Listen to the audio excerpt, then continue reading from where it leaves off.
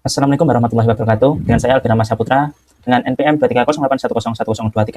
Jadi pada kesempatan kali ini saya akan mempresentasikan hasil makalah mengenai teknik optimasi algoritma dynamic programming dengan studi kasus perhitungan bilangan cataran ke N. Next. Ya, sebelumnya kita akan memahami apa sih dynamic programming ini. Jadi singkatnya adalah dynamic programming ada optimasi masalah dengan menyimpan hasil komputasi. Contohnya gini, apabila terdapat solusi rekursif yang memanggil pemrosesan berulang untuk input atau status yang sama, kita dapat mengoptimasinya menggunakan dynamic programming dengan menyimpan hasil komputasi sub masalah tersebut agar tidak terlalu dihitung ulang di kemudian hari. Nah, pada sebuah masalah yang cocok diselesaikan dengan dynamic programming jika memiliki dua properti utama berikut. Jadi ada overlapping subproblem, di mana sub masalah yang sama muncul berulang kali dan perlu dihitung berkali-kali tanpa optimasi.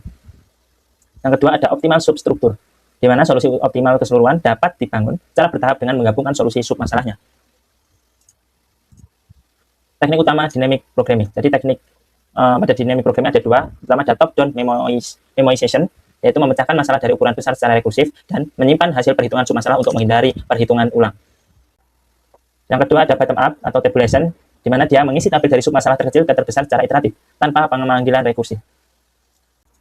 Ini adalah kita masuk ke bilangan catalan. Jadi definisi bilangan catalan atau CN ini adalah deret bilangan bulat non negatif yang muncul dalam berbagai permasalahan kombinatorik. Bilangan ke N ini didefinisikan secara rekursif dari hasil kali bilangan sebelumnya. Jadi contoh ini adalah rumus dari bilangan catalan.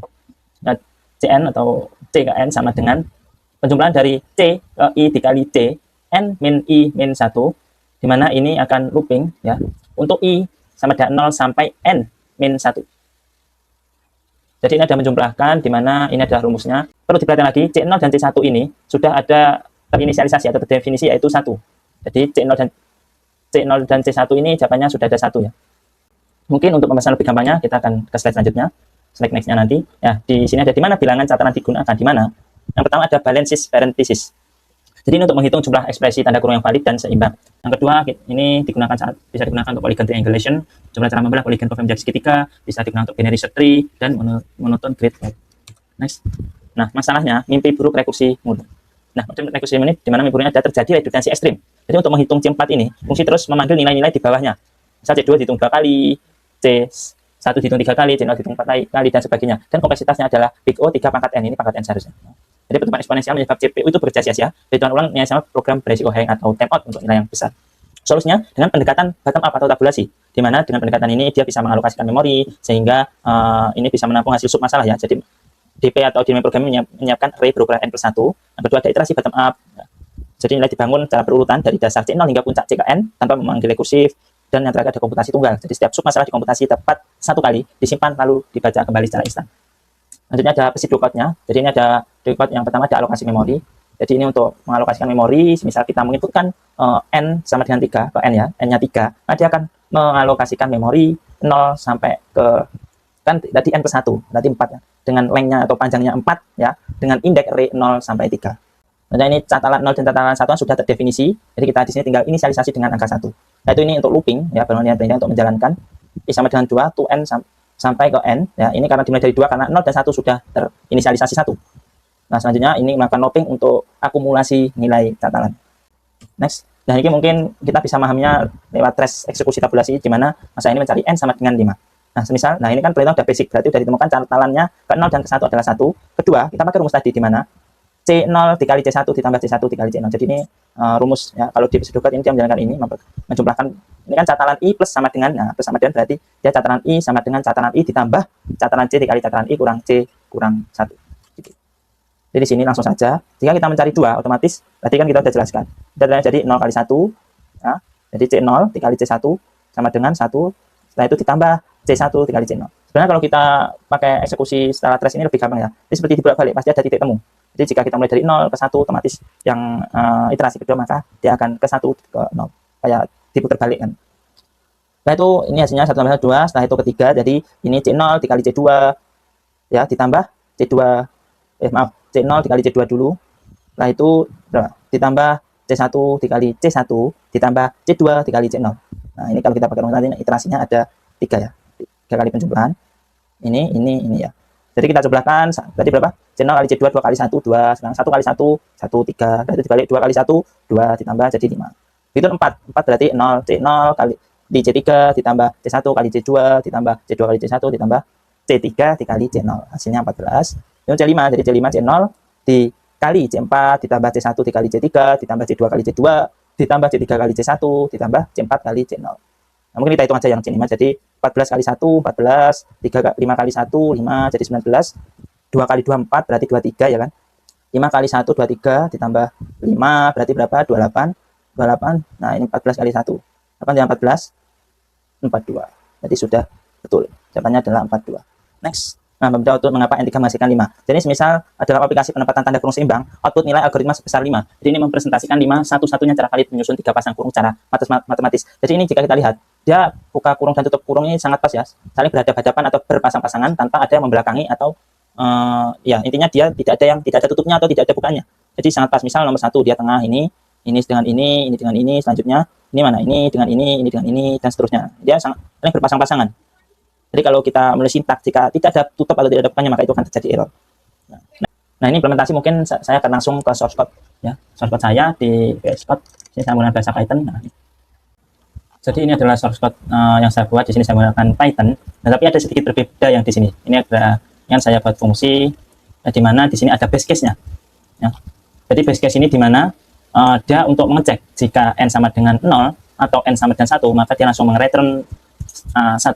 Kenapa? Ini saya buat karena daripada jika dia input 0 dan 1, maka di sini dia akan membuat tabel untuk menyimpan hasil komputasi ya. Ini dia akan membuat tabel ini, terus dia definisi lagi, dia masuk ke for i untuk mengecek apakah dia masuk rank 2 sampai dengan n+1 atau di bawahnya ya 0 sampai 1. Jika ini dia langsung return catatan ke n. Nah, daripada ini berjalan, jadi saya membuat base case ya. Base case-nya nih, if kondisi. Nah itu di sini ya array ini untuk length ya, panjangnya berapa? Jadi misalnya ini array 0 ya dikali n plus 1, misal kita input 3, jadi panjangnya ada n plus 1 berarti panjangnya 4 ya. 3 tambah 1 4 dengan indeks 0 hingga 3 ya, panjangnya 4 tapi indeksnya dimulai dari 0 sampai 3. Ini ada inisialisasi karena sudah jelas ya, saya sudah jelaskan tadi. Baru ini mengisi tabel dari bawah ke atas atau bottom up regulation. Ini untuk for ya i sampai dengan rank 2 hingga n plus 1 ya, ini untuk ini nested loop ya. Setelah itu di sini baru untuk memperhitungkan kita buat j in rank i. Ini sesuai dengan rank 0 hingga ke angka inputan i dari ini. Saya akan memperhitungkan sesuai dengan i-nya berapa. Nah, baru ini adalah rumusnya tadi di mana catatan ke i ditambah sama dengan ini, sama saja dengan catatan i sama dengan catatan i ditambah berapa. Nah, ini tambah sama dengan catatan j dikali catatan i kurangi j min 1. Ini ada rumusnya. Jika sudah dia akan return catatan n yang sudah terisi. Contoh kita input 2, jadi dia di sini i dia hanya looping 1 kali karena cuma 2 hingga n plus 1, jadi enggak 3. Jadi dia hanya ke 1 kali, jadi hanya 2 saja. Nah itu ini langsung penjumlahan i-nya kan tadi 2 kan. Jadi 2 tambah sama dengan maaf ya, yang 2 ditambah catatan kedua kan masih 0. Kalau sudah terbuat di sini dia masih 0. Ya, karena 0 dan 1 itu hasilnya 1, yang kedua dia masih 0 karena belum terinisialisasi. Di sini kita menginisialisasi 0 sama dengan 0 ditambah catatan j berapa? J-nya kan dari 0 dikali 2 kurangi 0 kurangi 1. Jadi catatan ke 0 dikali catatan ke 1. Itu kali 1 1. Nah itu dia masuk ke i. Ya, jadi hasilnya catatan i masih 1. Kita looping lagi. Yang kedua jadi 0, oh masih ada 1. Nah, baru ini catatan ke 2 sama dengan j-nya berapa? J-nya 1. Jadi catatan ke 1 dikali catatan 2 dikurangi 1 kurangi 1 jadi 0. Jadi catatan ke berapa? J-nya 1 dikali catatan ke 0. Kemudian juga masih 1. Jadi 1 kali 1 maka 1. Terus ditambah lagi ke sini. Jadi sudah punya 1 ditambah 1 baru hasilnya 2. Itu ini cek lagi, oh ternyata sudah selesai. Maka dia akan langsung ke return catatan ke n. Ya, n-nya 2 berarti catatan ke n-nya 2 hasilnya juga 2. Ini langsung kita uji saja. Python SD. Nah, ini sudah terbaca. Dasar running. Nah, ini deret bilangan, jadi saya buat untuk menguji, dicoba dengan looping. Jadi tidak mengikut satu-satu, tapi ini saya buat looping dari 0 hingga rank 8, berarti 0 sampai 7, langsung saya print di sini. Jadi ini akan muncul semua. Dari 1 dia akan muncul dan kita cek, nah, angka catatan numbernya sudah betul. Lanjut.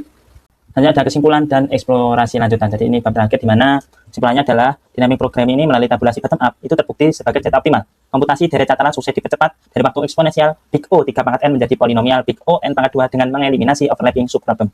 Nah, masa depan komputasi. Jadi untuk literasi skala N masih selanjutnya penerapan rumus binomial koefisien ini berpotensi memangkas waktu menjadi ON. Tantangan utama akan bergeser dari repetisi algoritma menuju penanganan batas memori aritmatika presisi tinggi. Nah, mungkin itu kesimpulannya dan cukup sekian ya dari presentasi saya. Wassalamualaikum warahmatullahi wabarakatuh.